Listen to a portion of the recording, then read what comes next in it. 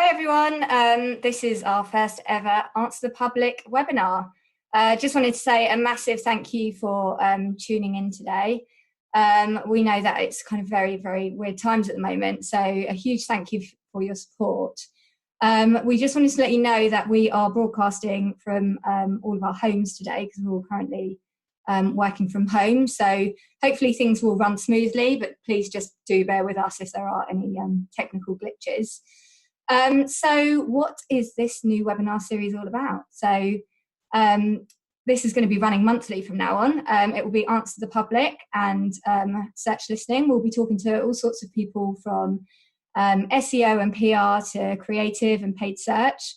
And we'll be teaching you how you can read people's minds and make better business decisions as a result.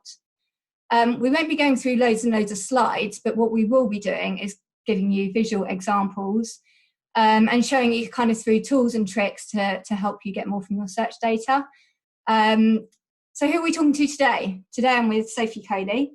Sophie is the originator of search listening, and we'll come on to more about what search listening actually is a little bit later. But just a bit of background about Sophie before then. Sophie's got 10 years experience working with international clients and helping them to get to untapped audience data. She has been a main stage speaker at many conferences, including Writing SEO. She was one of the Drum's 50 under 30, and also she was the Young Search Professional of the Year in Europe. She's also written a book which is called Consumer Insight in the Age of Google. And if you're interested in becoming a search listening expert like Sophie, then I definitely suggest that you read a copy of her book. So on to the session, what's happening today? So as we mentioned, we're going to be teaching you how search data can reveal what people really think and do. The house rules for today, we're going to be asking you to raise your hands during a couple of questions just to kind of get an idea of numbers on a couple of things. We're also asking you to send in questions as well using the Q&A function, which should be at the bottom of your screens. We will be having half an hour for questions at the end of the session, but please do send questions in before that as well, because if there's something that kind of relates to a point that Sophie's making, she will try and answer it as we're going through. We're on Twitter, so please do share. We've got the hashtag search listening today, and you can also use our handles, which are at AnswerThePublic and at search listening. Also, I'm at Hannah M. Foster, and Sophie is at Coley Bird as well. So yeah, any kind of questions or comments that you've got about today's session, please do get on Twitter.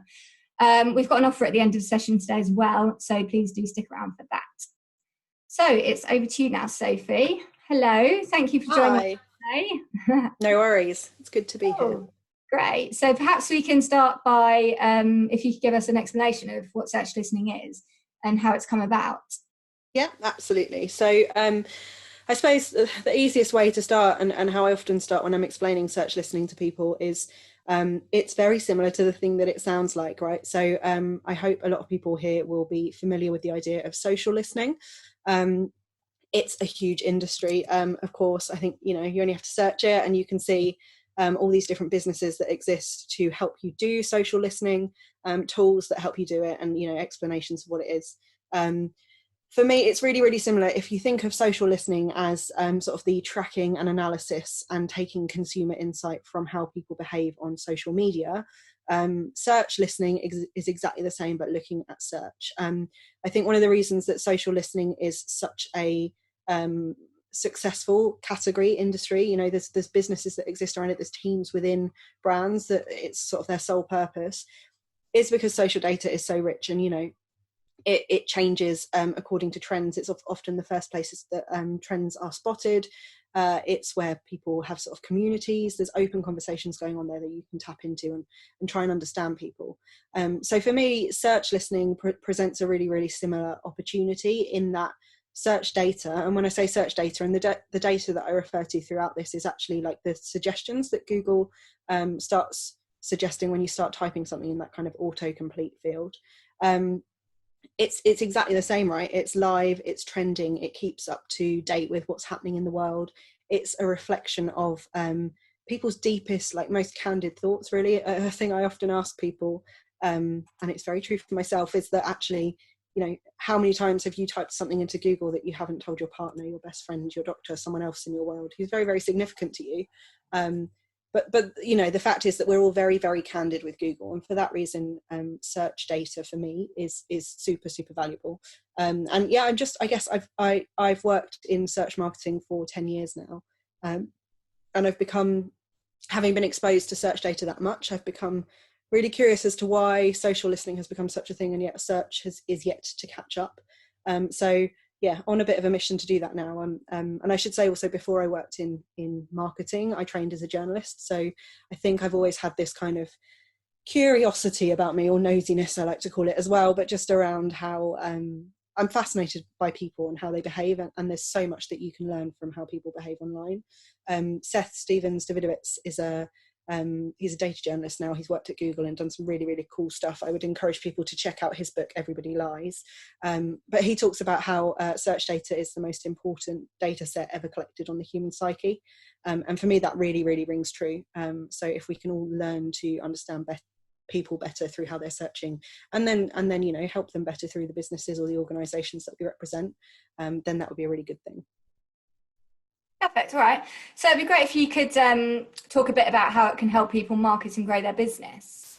Yeah, absolutely. So again, I kind of echo back to always interested, like, I guess maybe here's an opportunity for people to pop their hands up if it's true of them, but if people are using social listening to inform part of their business now, I would be curious to hear who's doing that. We've got loads of hands going up. Yeah. It just keeps going up, so I think it's going to so easily be over 100. Okay. So the first point for me is that if you are using social listening within your business, then absolutely you should be using search listening in the same way. It can give you the same things, albeit it's a different data set. And I'll come on to kind of the limitations of both, and where you might dip into one method versus the other a little bit later on. Ultimately, as I've said, you know, search listening will help you understand people better, and it is then up to you what you do with that insight. But you know, it will help you to understand your audience and to be able to talk like them, and really talk to them on a level that they're talking about themselves or to others in. Tactically, there are a few things that you can do. So I know that a lot of people who use Answer the Public at the moment use it very much as like a content planning or a content idea generation tool. And that absolutely is one way that you can use Answer the Public and the search data within it. But what I would say here is that I also encourage people to think a bit more laterally about the insights that you take from it as well. So I'm just going to dive in now. I've got some preloaded reports to show people. So this is looking at a recipes report, obviously. So within Answer the Public, there's always a few branches that I sort of dive straight to when I put a term in, just because I know that they're particularly interesting. So the for branch for me on the prepositions wheel is always very, very telling. And, you know, you'll see things here like recipes for kids and recipes for, you know, things, I don't think we've got any right now, but I've seen things like families and large groups and that sort of thing. I would always expect that. That's interesting in as much as that's telling me the labels that people are giving, or the ways that they are organising their cooking and their meals. But actually, one of the things that's really interesting that comes through on this specific example for me is you can see recipes for slow cooker, we can see recipes for soup maker. So again, going back to that literal versus lateral content point, as one execution of search listening, yes, I could create some content or a content series on my website if I was in that recipes world, you know, recipes for diabetics, whatever it was. But actually, there's a really interesting behaviour that I can observe within this data set, and that's that actually people are searching recipes for slow cooker, recipes for soup maker. That tells me that people are identifying different appliances in their kitchen and actually thinking about cooking in that way. And that might not have been something that you've anticipated. You might just be thinking, you know, recipes, okay, it's going to be recipes for carrots, for cakes, whatever it is. So again, I can tackle that literally in that I can create that content, but also I can then think more laterally about what I do with that. So actually, is it that, I don't know, could we come up with a new appliance that helps people, or could we partner with another brand that actually, you know, makes these appliances? What are the other things that I can do to meet the need that's demonstrated by that behaviour that might not be a literal kind of content output? So for any of this, I think this, the way I've used it in my sort of agency role as well is using a lot of this insight to inform campaigns, learning about how people identify them about themselves and the world around them, and how you can use that for campaigns. I always say that actually, if you're accessing this kind of data, you should be sharing it with the people within your organisation who are building new services and products that you're putting out there to market. So again, here I've put chocolate in here, and anyone who knows Answer the Public well will know that that's the term that it now prompts you to search. So chocolate, but again, the with and the without branches are two of the kind of key ones that I will often jump to as well. So for me, we can see chocolate without palm oil. So that's, it's significant. It might not be surprising given how controversial palm oil is as an ingredient. But what is interesting is that these are all sorts of variations of a product that people want, and you can put any product into here and you'll see that exact same thing with sort of with and without terms. But I feel like the person who's creating your chocolate bars, if that's the business that you work in, should know this sort of stuff, because this is what people want. And equally the with is the same thing, but a more sort of positive, inclusive view of it. I think we have the same if you look at something like shoes. So shoes with red soles, we all know what they are. Shoes with wheels, with toes, with arch support, all that sort of thing. So you're starting to learn about the really, really important elements and features that people want within a product or a service. It doesn't have to be a product, it can be a service there as well. So that's really interesting. And then there's also a really interesting like brand benchmarking element to all of this as well. So something that you can do, again, put in a term that is really, really useful or important to your business, your organisation. And then another branch that I like to look at is down in the comparisons wheel.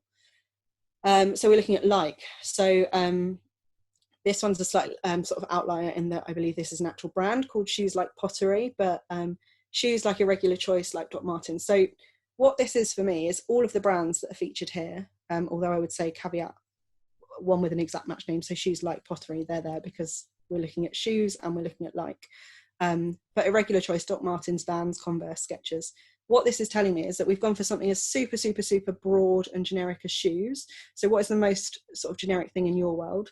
And if you look at that like branch, what are the brands that are appearing there? Because to me, that is one way of saying these are the brands that are winning, right? They're winning to the extent that people are searching for a key product like that brand. So there's a really interesting sort of benchmarking exercise for people to do here. And I'd suggest that, again, you can do it with services and products. But if your brand's in there, then that's a great thing. But if I was representing a brand or working for a brand in any way, I'd be wanting to check that regularly to see that we were one of the kind of top of mind brands, if you like to think. I think as we explore the different webinars for different audiences, hopefully we'll get to some more specific use cases for different people. I want to be quite broad today, but hopefully, people are starting to see that search listening can really help them make sort of better decisions. Well, one thing I know that we've talked about a lot in the past is how search listening is really kind of interesting along the customer journey. I just wondered if you could go into a bit of detail about that. I can, sorry, dry mouth. So an interesting thing here, I suppose, if we're talking about a customer journey, I'm aware, again, I don't want to dive into being super, super commercial. Can we get like a show of hands again? If you work in a business where your main, like the business's purpose is to sell a product or a service? Yeah, we're on 200 of those already. So okay. so there's an e-commerce element here, which we'll talk about. But equally, I'm interested. Do we have any people here who it's just a comms or an informational service, or you're here because you're interested in how people behave, but you're not necessarily trying to sell to them? Yeah, so we've got less people that are in that kind of role, but we're on about 150. So okay, great. So I'll try and cover both. I think the main point, if we're going to talk about customer journeys, obviously everyone will have a customer journey that is completely bespoke to them. I'm not expecting everyone to, me to start talking about a customer journey and it to work for everyone. But for the sake of simplicity, if we work with something around awareness to advocacy, so if you're not familiar, that's just the idea that we have sort of awareness, consideration, conversion, loyalty, and then advocacy. What I would say here is that search listening has some real strengths at different points in that journey. So for awareness and consideration, it's really, really strong. I would say that for loyalty and advocacy, it it sort of it's a bit of a flaw of search data. I wouldn't say it's a flaw of search data, but if you recognize how people behave. So loyalty and advocacy, certainly advocacy in its very nature is a very public behavior, right? You're advocating a brand, a product, a service, and you do that to other people. So it happens less with Google because it's a internal thing. You're kind of having a private conversation with Google. Actually, social data is really great if you're looking at loyalty and advocacy, because it's a public conversation, so you can very naturally advocate for people, for brands, whatever it is. And then there's another stage sort of beyond all that I'll come on to, but for awareness and for consideration, there's really, really interesting stuff here. So again, I think one of my top tips for people using Answer the Public and certainly trying to explore behaviours at different parts of the customer journey is to think about what are the kind of trigger words that you can build into your seed term that you put in Answer the Public to make sure that you're getting insights about that specific part of a customer journey. So here I've put in new car. So, you know, very simple, but because I've put new car in there, it tells me that all of the terms that I'm going to get back and the insights that I can take from this data relate to people who are interested in a new car. So they're right at the beginning of that journey, so I can talk to them in the awareness and consideration stage. And really by, you know, again, really understanding what the concerns are at this point, or the thoughts are and behaviours are at this point, you would hope that you can have a greater influence at that awareness and consideration stage. So some of the, I love this, why new car smells so good?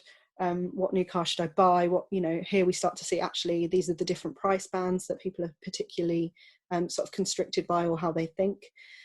Another useful tip here, which I'm not sure how many people will be aware of, but just it's a thing that's always useful to reiterate, is that the gradient dots within Answer the Public, the darker green is kind of the more popular term right now. So I say popular, it's completely dependent on Google's sort of algorithm of how they suggest things. But what we know is that it's based on frequency, popularity, and kind of anything that's trending.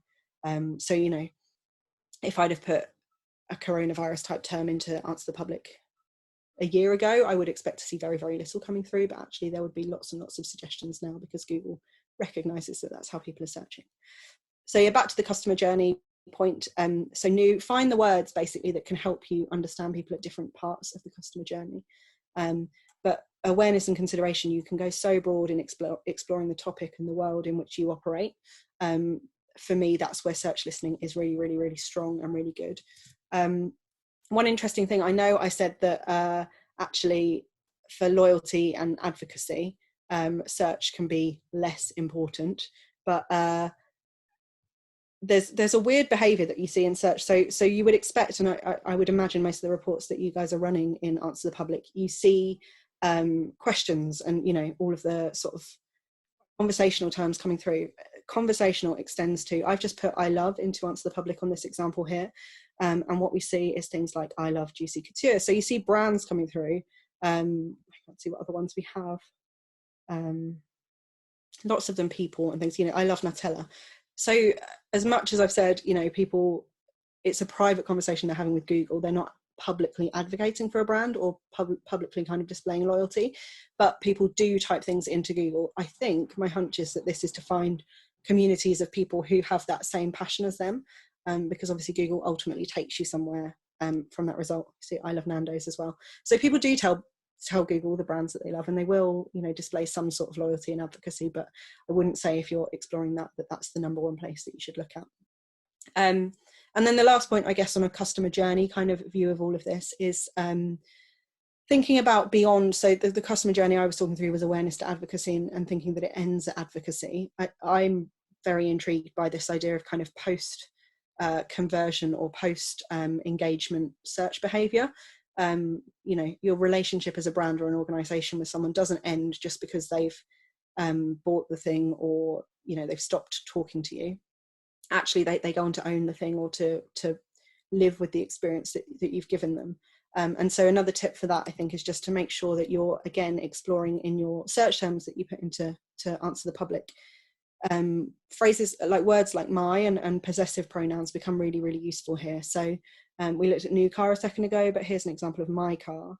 You know, when's my car MOT due? When's my car tax due? How much is my car worth? All these sorts of things. So I always implore people, if you're using Answer the Public, just try lots and lots of different phrases, but certainly if you're interested in your customers, people who own a product that you offer or similar, then my becomes a really, really telling thing. And also then the point there on, you know, we've said not everyone here is looking to sell things, but my can also reflect on sort of intangible things. So you can also look at things like my health, how's my health, how's my mental health, how to improve my health, through to things like my money.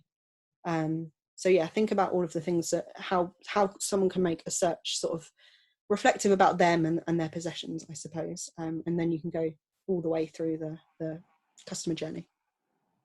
Cool. Okay. It would be really good if we could talk a little bit about how search listening compares to other research methods which people might be familiar with, like surveys and focus groups. Yeah, absolutely. So I always think of search listening as kind of being the biggest focus group you could run in the world, right? Because if you're running a traditional focus group, you've got a number of people in a room and you're having a conversation with them.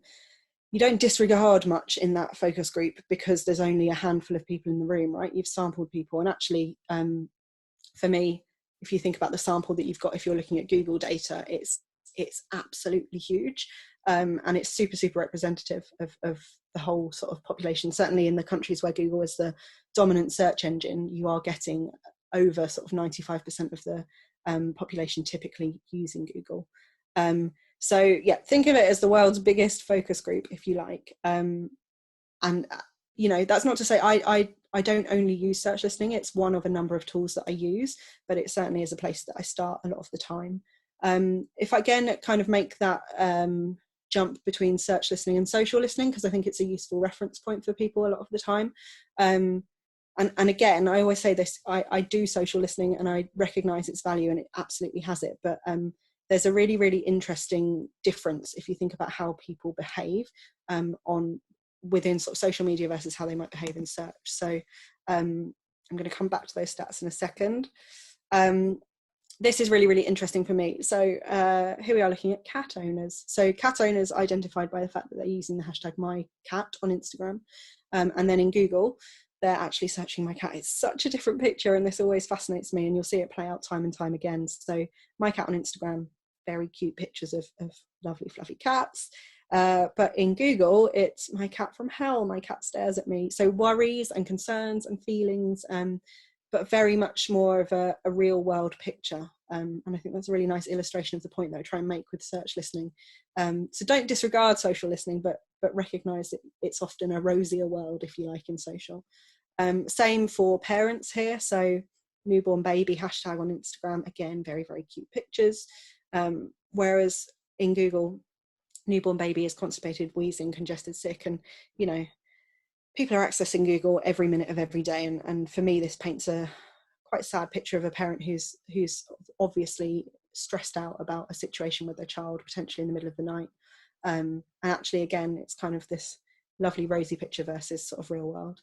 And again, another example, so this was looking at Twitter rather than Instagram, but there's an interesting behavior there for me, which is just that on Twitter, some people, there is a established behavior where people kind of, you know, try and have a bit of a laugh, a bit of banter, and there's lots of memes flying about and it's all about being funny and you know, painting a great sort of version of yourself. So this is a guy who's actually overdrawn and is gambling, so you know, at a very serious level has got some sort of financial problems going on, you would expect, but he's posting a meme about it and sort of making it into a joke.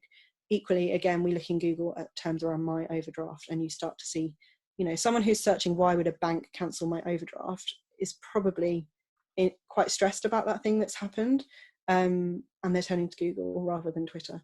It's not to say that you wouldn't see that on Twitter. Some people would go there because there's a sort of trusted community. But again, I think my point is, think about the different research methods that you're using within your sort of toolkit to understand people and recognise that actually for something, you know, social media is great if it's you're trying to dig into entertainment trends, all sorts of things. There's some really great use cases for social listening, but for me, for search listening, it's that more real world picture. And just to go back to those stats that I skipped over, apologies.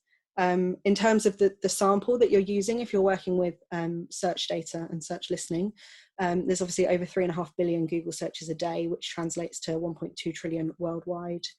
A study in 2017 found that over a third of searches had 4 or more words.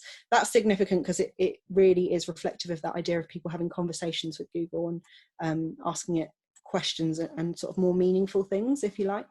And then this stat that I really liked as well, which was that 15% of daily searches had never been seen before. That was in 2017, but I believe that the trend sort of holds true in that actually, again, going back to that point around coronavirus, there's just new stuff coming through all the time. And again, it's that really, really important stuff. So yeah, there's that. I think another point in terms of thinking about using search data and search listening, and whether this is however you're using Answer the Public, whether you want to take it to that search listening level or if you want to keep using it as a tactical kind of content tool, please remember that what you are getting served up is just a snapshot in time. So much like social listening, you wouldn't do a report in social listening, get the results, and then sort of say, box ticked, that's it, that's done, we understand our audience, or we've got the insight we need about this thing now. People are ever changing, ever evolving, new things are happening all the time, attitudes are changing, and therefore search behaviour is changing. So don't think about Answer the Public as something that you do as a one-off thing. Like, make sure that you're coming back on a regular basis and dipping into that. I can show you a bit later on, but I've seen some really, really interesting, in fact, I'll show you now. So again, going back to coronavirus stuff, this is a blog post that I've written on searchlistening.com. I have been tracking very, very basic searches around should I. So this is literally what I get suggested when I type should I into Google Suggests. So you can see these are the things that I've got right now. And the top one is, should I go to work today? Should I close my business? This is interesting to me because that's such a simple generic term, but pre-corona that would have been things like, it was things like, should I pop my blister and should I get a haircut? Quite not trivial, but day-to-day things. And actually, as coronavirus has come and gone, you've seen huge life decisions coming through in some of these, like, should I go to work? Should I close my business? So this is, as I said, a blog post on searchlistening.com, and go and check it out if you're interested. But this was just tracking various should I's as the pandemic has evolved. So it started very much with, should I travel to various places? I think you see in a couple of days' time on this that the stock market's all crashed. So you start to see terms around, should I sell my stock? Should I sell my shares? Should I buy? And now you start to see more and more like day-to-day things about working from home and that sort of thing. So remember that all of these searches change every day, and actually you should be dipping into Answer the Public or Google Suggests if you're doing it direct in there on a regular basis, just to make sure that you're getting that full picture, much like you would with other research methods. I don't think you'd do anything else and go, that's it, job done, we understand everyone now. Great. I'm really glad that you sort of touched on coronavirus there, because we have had quite a few questions coming through about it. There's this one in particular, and just anything, if you could kind of elaborate. I know you've spoken about how you can start to look at how that's affecting people, but this question here particularly, so businesses are pivoting in order to survive under the current COVID-19 outbreak. Any insight on how to use search listening to discover opportunities to pivot or adapt? I think my point there again would be check in on this kind of data daily. Actually, I don't know whether I'm allowed to tell you this, but I'm going to do it anyway. So in the very near future, the guys that Answer the Public, hopefully, I've been nagging them, asking them to build a feature in the tool that, so if anyone's a pro user, they'll know that you can go in at the moment and compare terms across different times. If I jump in, I can show you what I'm talking about. So recipes. If I'd run this previously, I'm not sure that I did. Oh, there, I ran it yesterday. So all the times that you've run the report previously will be here. So you can compare 2 different dates and you can see what are the new suggestions that are coming through. So anything that's highlighted in green, there's nothing there. If you go down here, I can see there's some. So between the 2 days, suddenly like recipes with aubergine had grown in popularity. So that's a good starting point in terms of seeing what's coming through sort of new and trending. The feature that hopefully will be coming soon is you to get these as like actual email alerts. So you don't. That is definitely a sneak peek, Sophie, cheeky. That it will be very, very useful for people, and certainly in times of crises. And in terms of things like brand reputation, just I think being able to have your brand tracked in Answer the Public and being able to see all these new terms that are coming through. So yeah, I would, for brands that are trying to sort of pivot and figure out what they're doing in this slightly chaotic, horrific Corona world, check in on this kind of stuff daily if you can, if not beyond that, because people, you know, like that graph I've just shown you with the racing line, that's over the course of this month, and I saw topics and queries come and go, really, really diverse things that fell in and fell out. So yeah, this data is reflective of the here and now, so you want to be checking in on that. But then I also would say, think about all the different ways that the people in your customers' lives are being affected by this. So look at stuff that's relevant to you, but I think it comes back to, don't just look at like shoes if that's what you sell, but it like might, I don't know, things like my income and all the actual real stresses that people have, they will be turning to Google to look for advice and help on that. So that's where you'll find what they need help around. Perfect, cool, okay, thank you. So, actually we've had a few questions just while we're on that point. People are asking how you created the timeline tool. So that is a very, very handy tool called Flourish. If you Google it, you can use it for free as like an individual, otherwise you have to sort of sign up for business plans. But I've just been plotting that myself, so going in and ranking the top 10 search terms every day and adding the next 10 the next day. But yeah, it does loads of really, really cool data viz, so I would recommend that tool. Thank you. Okay, so it would be really good now if you could talk us through the actual kind of process of search listening. How would you sort of go about it? What would the process be? What tools would you be using? So in terms of tools, no surprise, but Answer the Public is something that I use an absolute ton doing search listening. And the benefits of that is just the amount of data that you can get back at scale. And I think the fact that, you know, there's all these different prompts that are built into an Answer the Public report for you.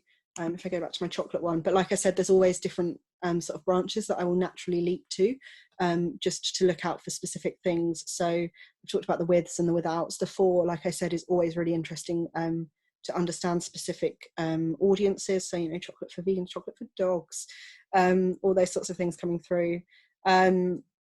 So there's, and I think like is another branch that I really like. I've talked through that one already, but you know, versus as well, it gives you an idea of what's the consideration set around your brand or your product, what else is going on. So Answer the Public, absolutely, you can get back a whole load of stuff at scale. My tips for that would be always think about, like, this is the most important part of your report for me, this seed term that you put in, because it dictates what you're going to get back. But think like, step out of your kind of business work shoes and think about how you search in Google, and then try and think about the most useful words that you're going to put in. And again, if I was working in a chocolate business, I would be looking at like my chocolate bars, eating chocolate, you know, start looking at the different verbs around your world as well. Don't ever put full sentences in there, obviously, but think about what terms you can put in. Usually sort of 2 or 3 words would be the absolute max, I'd say, but run a whole load of reports. It's something I really encourage people to do. If you can, have sort of a number of different tabs open and explore all the different ways people would search around your thing. That's really, really useful. The other thing that I still do is using Google suggestions, as you can see here. So where that's really useful, so sorry, step back just in case the link isn't super clear, but Answer the Public is literally scraping this and putting it into that lovely visualized format for you. So it's doing this at scale, like I said. So that's the strength of it. But for certain use cases, I will still dip into Google actual suggestions. So things like this, where I know specifically all I want to look at is should I every day. So I can go in and do that quite easily. Just again, to be really transparent and help people out, but the related wheel at the bottom is literally kind of this. So if I put should I in my report, then this wheel would reflect these terms. So yeah, if I've got a really specific use case, I will still use Google suggestions. If I've got like more of a general topic area that I want to explore, I'll probably go into Answer the Public. One other really interesting use case that I love using Google Suggests for, which again, gut feel, having mentioned this on stage a few times, not a lot of people realize that you could do this, but you can kind of play with what I like to call wildcards, so spaces within this. So one that I always love to look at is, why do fans hate? So if I put a space there, I'm going to get all of these suggestions and completions at the end of it. But if I go back as well and put a space here, so for anyone who's not in the UK, these are lots of football clubs in the UK. So the Blackpool Football Club fans have a real problem with the owners. Liverpool fans hate the Sun newspaper. Man City fans hate UEFA, the footballing organisation. But you can see, because I've gone back and put that space in there, I've started in a really broad place, and what it's telling me is like, what are the kind of hatred situations I've not even specified in football, although I have specified fans, that people are really, really interested in. So yeah, go back, and I would recommend people play with this suggestions and the wildcards in that. What are the sort of words mid-sentence that you're curious about? And you can do that in Google Suggests rather than Answer the Public. I suppose the other point to say here is just when I'm thinking about search listening, I think there's 3 really, really rich areas that you can explore within your search listening. And one is that idea of self and sort of me and my. So the examples that I showed you earlier, where people are looking at things like my health, really personal things to them, but they're telling Google. Another example that I really like of this is this. So I recently did a whole report on sort of eco trends and eco shame.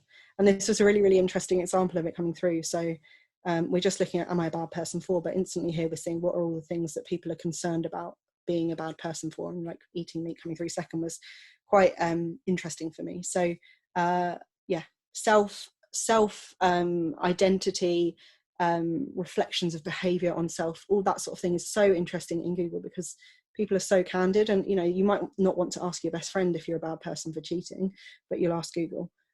So that's really, really interesting. And then obviously brands and sort of personalities are always very, very interesting in search as well. So whatever organisation you're working for, you can just pop a brand name in here, but there's a whole load of terms that you start getting through. As a business, I'd want to know that we had an answer to all of these questions, and I'd be so curious as to you know, what people were curious about. The one that always strikes me here, so like Adidas, what Adidas shoes are vegan, like that's the second top term coming through on what terms around Adidas. That could be anything, right? That's a huge global brand, and veganism is a really, really top interesting thing coming through there. So there's lots of stuff that you can do with that. And then obviously I think the one that everyone is more familiar with is just the idea of kind of topics and themes that you can explore within search listening, again much like you would in social listening. But 3 areas that I always like to explore and would again recommend that people think about if they want to undertake search listening. Cool, thank you. So we've got one more question before we move to questions from the floor. So the last one, I just wanted to find out if you could kind of talk us through an example of a campaign that you've done for a client where you've used search listening. Yeah, absolutely. So my favourite example here, because I just love the insight that sort of led to it, I'm going to jump into Google Suggestions again. So again, in my agency role, we were working a few years ago with a ski brand or travel brand who wanted to target people with ski holidays. And they wanted to target kind of intermediate skiers. So we were starting to look at suggestions, and we were looking at things like skiing. So the sorts of terms that we were getting back were quite, you know, commercial, generic, like people want to go to these places. There was nothing hugely sort of revelatory here, if you like. I should say they were targeting snowboarders as well. And here's where it got interesting, because we started looking at things like skiers and playing with terms like are skiers. And so you start to see some really interesting things coming through with things like skiers are awesome.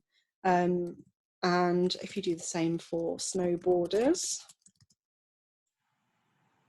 you start to see snowboarders are better than skiers. They're annoying, they're douchebags, they're a menace, they're awesome, that sort of thing. And actually, again, so I talked about it right at the beginning of what we were talking about, but this idea that actual behaviours and attitudes come through in how people search.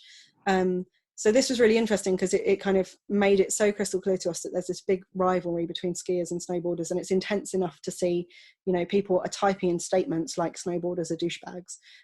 There was all sorts of other fun ones that we uncovered, like jokes about skiers and snowboarders and that sort of thing. So we took that into a campaign. We worked with a Team GB Winter Olympic skier and a snowboarder, and we got them to, you know, the brand obviously didn't want to land on either side of the debate, because they were trying to target skiers and snowboarders, but it was a fun debate to get involved in.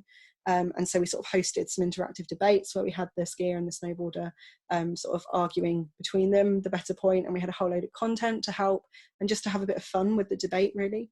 And that worked really, really well. But it was an insight that we directly took from kind of search listening, that again, I always like to kind of compare it and go back and think, well, would I have got that if I put it out there in a survey? Would someone have literally have answered that they thought snowboarders are douchebags? You know, people are very candid with their language and how they search. So that was one example that I always think sort of brings this to life really nicely for people. Perfect. Okay, great. Thank you so much. Right, we're going to go to questions from the floor. So we've had loads through.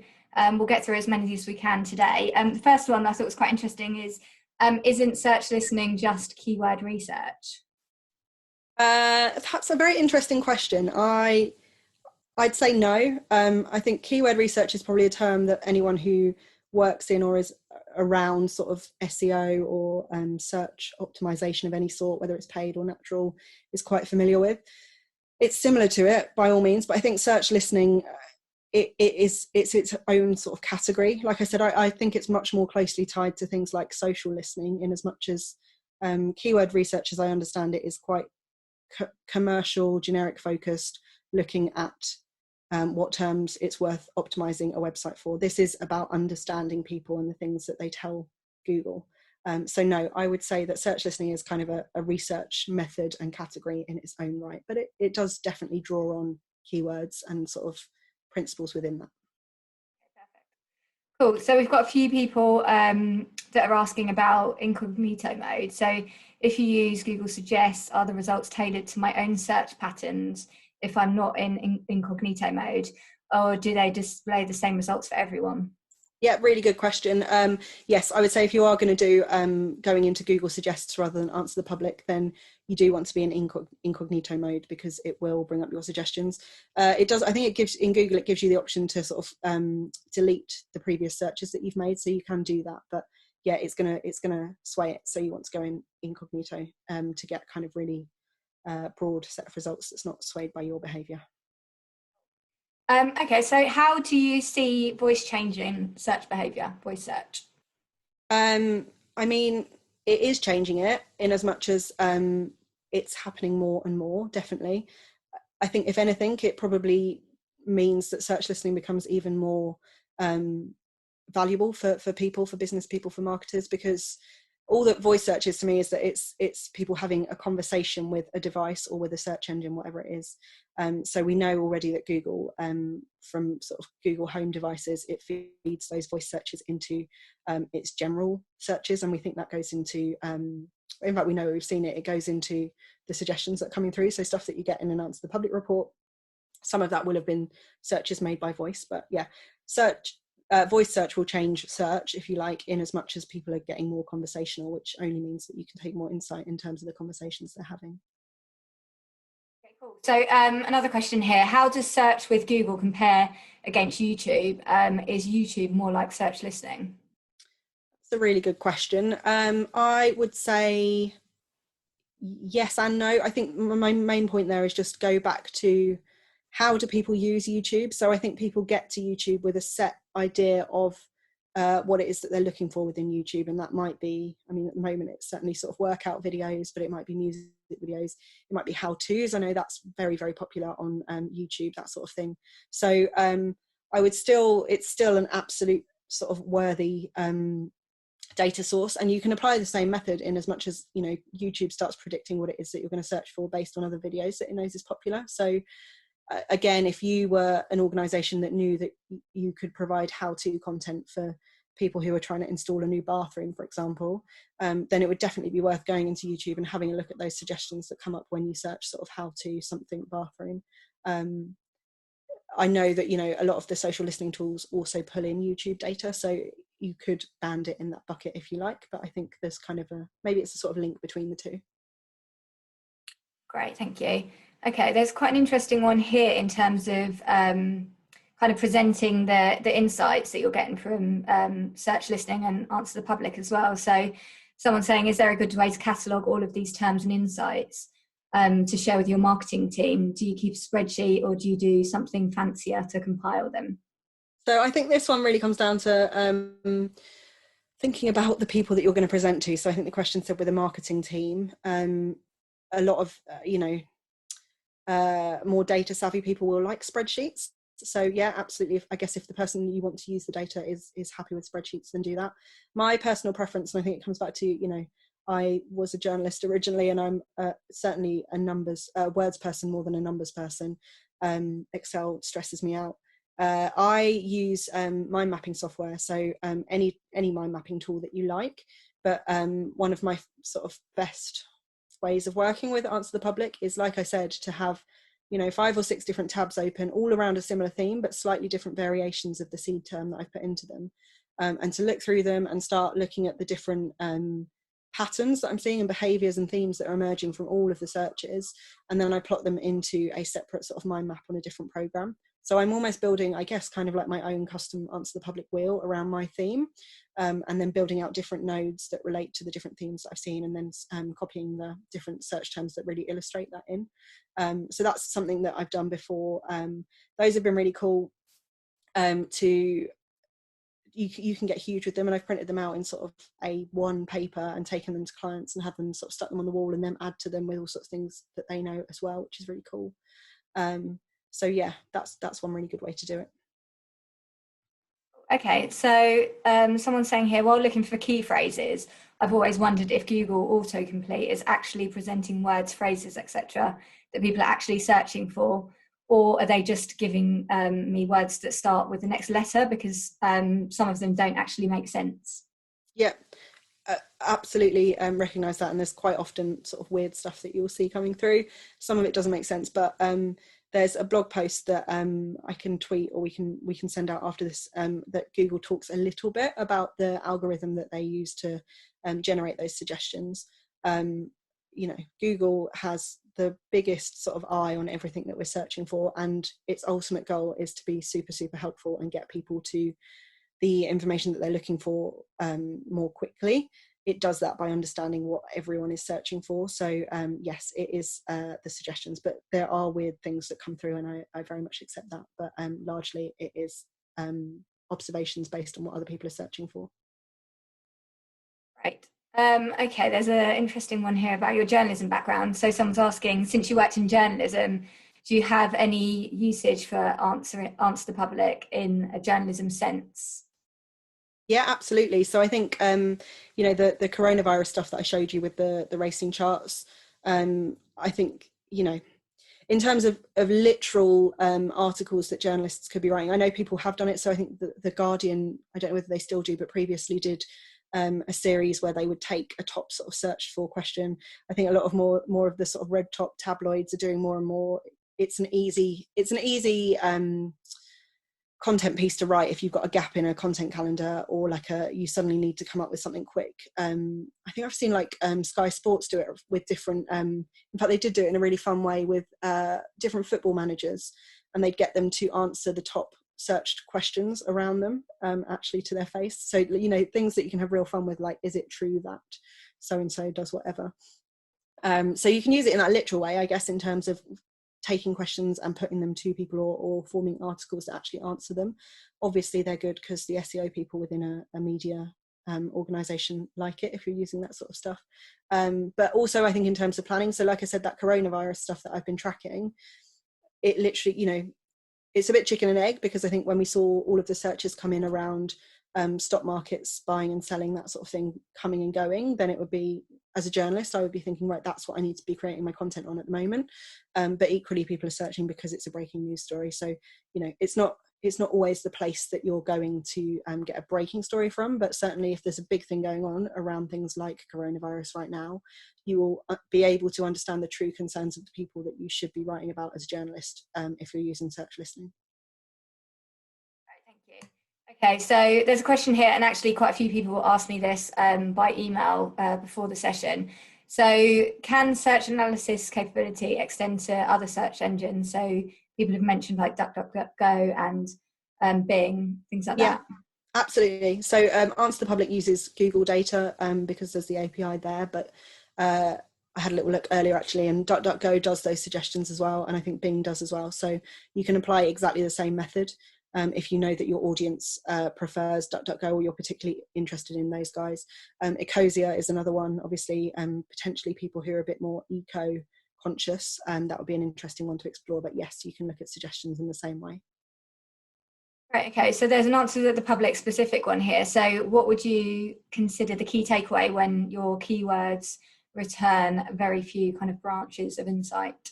Yeah, so typically that happens because you might have put in a seed term that had too much in it. So you might have gone like shoes for women, you know. So if you put more of a sentence in there, then you're kind of duplicating what you're, so if you've got shoes for women, then you're going like which shoes for women, which makes sense.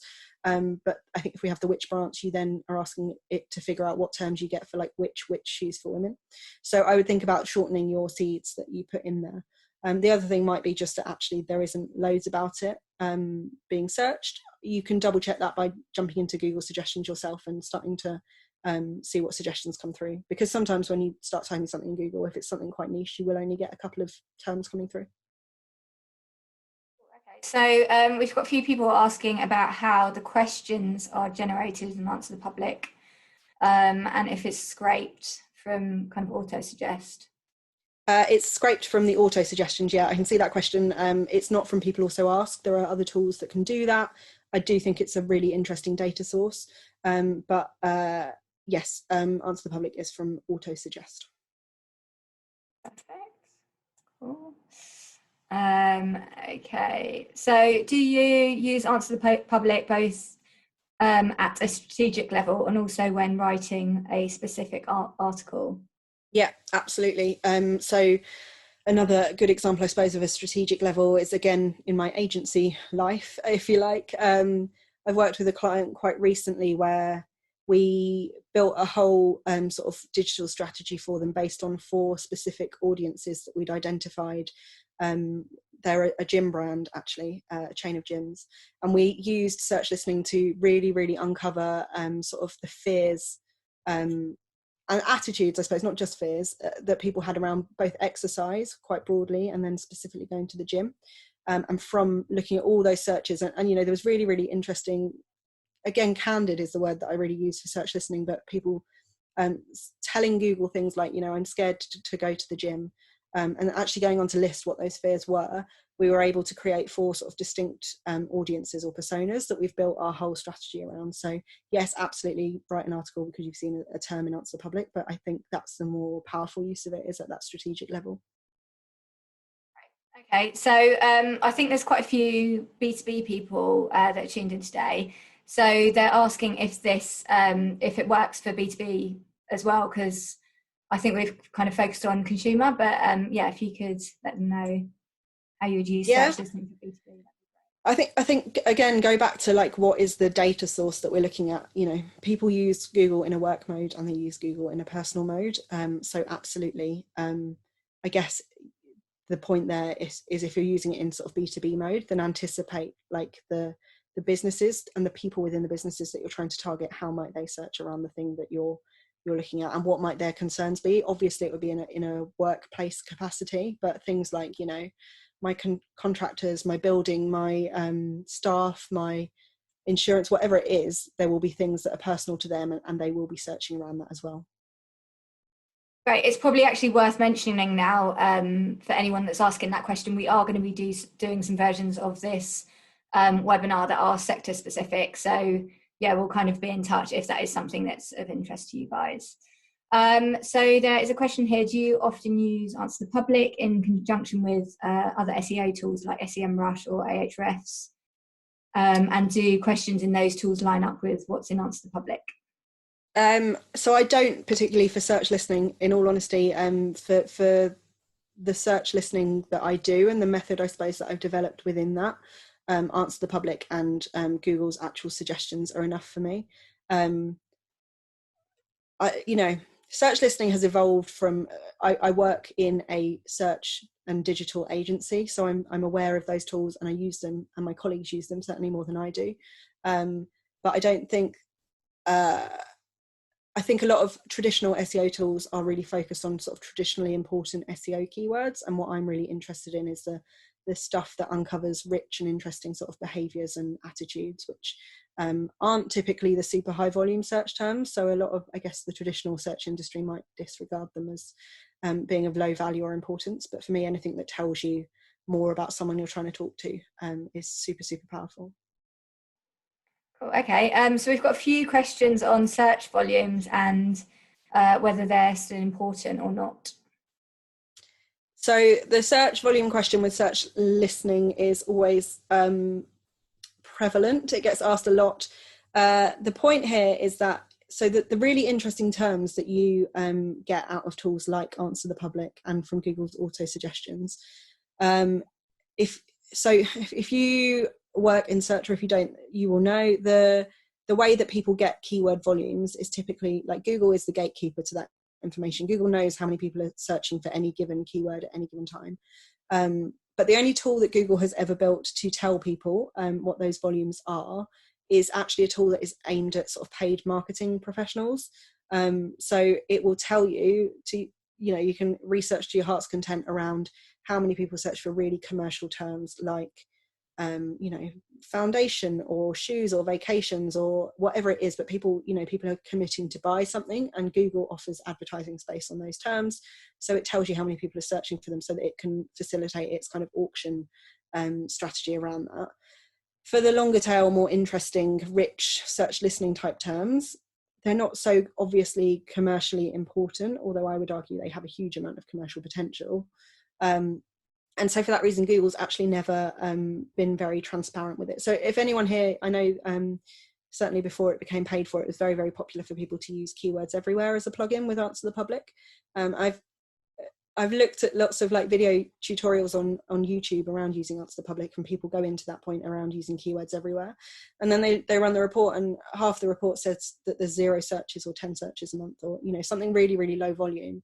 The point is, Google would not be suggesting it as an auto suggestion, therefore it wouldn't be showing up in Answer the Public if there was not a significant number of people searching for it. I go back to that, was it 3.5 billion searches a day?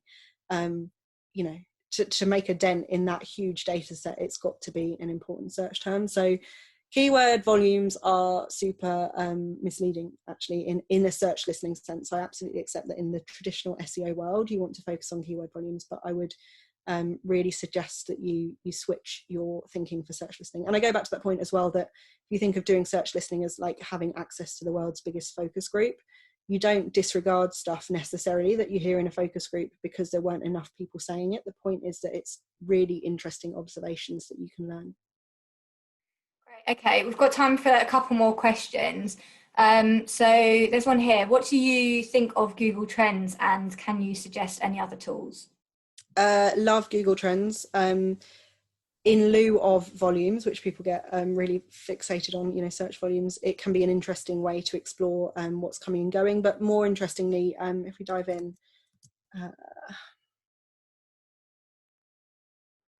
I like things like, if I'm going to do it, but let's look at coronavirus.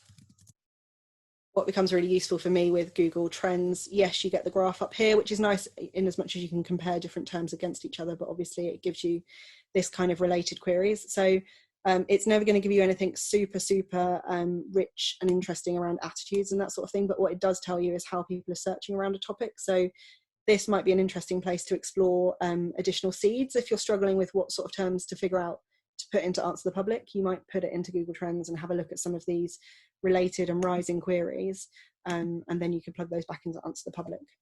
So yeah, I would use both in conjunction, and I do like it. Other tools, pre the jump shot issue that's just happened, I used to use Audience View from Hitwise, which was really interesting because they were capturing their own search behavior and layering that on with different demographics, which was really, really interesting. Given that that's now closed down, I am still open, like sort of exploring, I guess, what other options there are. But for the moment, Answer the Public, Google Trends, and Google Suggests itself are probably the main things that I would be using in this space. But again, I said earlier, that's just for search listening. I obviously do other types of research as well, and would use brands like Brandwatch and BuzzSumo and that kind of thing for content research and social listening as well. Perfect. Okay, so final question. Can Answer the Public or any other tool help identify search topics that currently don't return a featured snippet result? So that's again straying a little bit more into kind of like SEO and actual content planning territory rather than search listening. Only if so I don't know how many people are aware, but again, when you're in Answer the Public in the wheels, any of these terms you can click straight onto and come through and see it yourself, and then you can see whether there's so for anyone who isn't sure what that means, that's like a featured snippet up there. So yes, you can click through on all the terms that you see and see watch the whether there's a featured snippet there or not. Perfect, cool. Well, thank you so much, Sophie. I'm sure everyone found that incredibly useful. Just to let everybody know, we have been recording the session today, so you will receive this session. We'll do it in a follow-up email. It's also going to be added to the site as well, which should be next week, and we'll let you know when it's up there.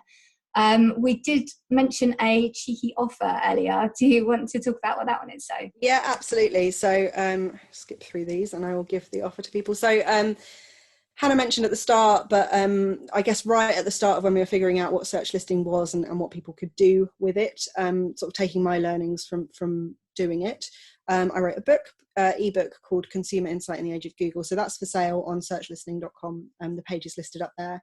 If you use ATP webinar, you'll get a 50% discount on buying that book before the 1st of April.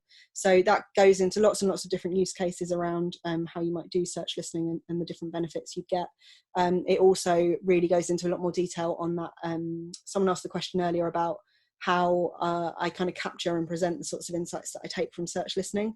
So it's got a whole chapter on sort of the process that I go through in terms of looking for themes and insights and then mapping them myself. So yeah, hopefully some of you might find that useful. brilliant, thank you. Great, so yeah, I did mention this at the beginning of the webinar, but we are going to be running these every month going forward. So they're going to be on the last Wednesday of the month. The next one will be on the 29th of April. And we'll be talking to coveragebook.com's Stella Bales about PR in the age of Google and how Search Insight can really help you to relate to the public.